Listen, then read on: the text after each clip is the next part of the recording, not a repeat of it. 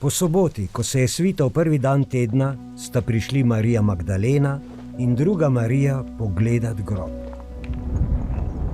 Glej, nastal je močan potres, kajti Gospodov angel je prišel iz nebes. Pristopil je in odvalil kamen ter sedel nanj. Videti je bil kakor blisk in njegovo oblačilo je bilo belo kakor sneg.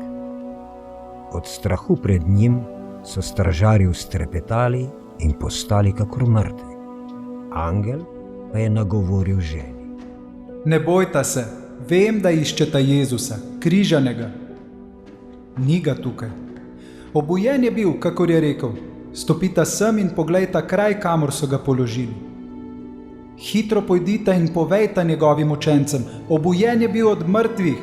Pred vami pojde v Galilejo, tam ga boste videli. Glejta, povedal sem vama. Hitro sta zapustili grob in strahom ter velikim veseljem stekli sporočiti njegovim učencem. In glej, naproti jima je prišel Jezus in rekel: Pozdravljeni. Oni dve sta pristopili, mu objeli noge in se mu poklonili. Tedaj jima je Jezus rekel: Ne bojta se, pojdita in sporočita mojim bratom, naj gredo v Galilejo. Tam me bodo videli. Ko sta bili še na poti, so nekateri iz straže prispeli v mesto in sporočili velikim duhovnikom vse, kar se je zgodilo. Ti so se zbrali s starešinami in se posvetovali. Vojakom so dali veliko denarja in dejali: Recite, ponoči so prišli njegovi učenci in so ga ukradli, ko smo spali.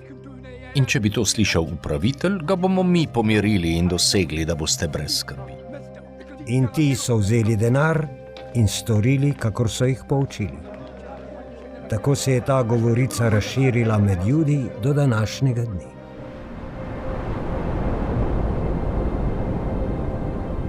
Enajst učencev se je odpravilo v Galilejo na goro, kamor jim je Jezus naročil.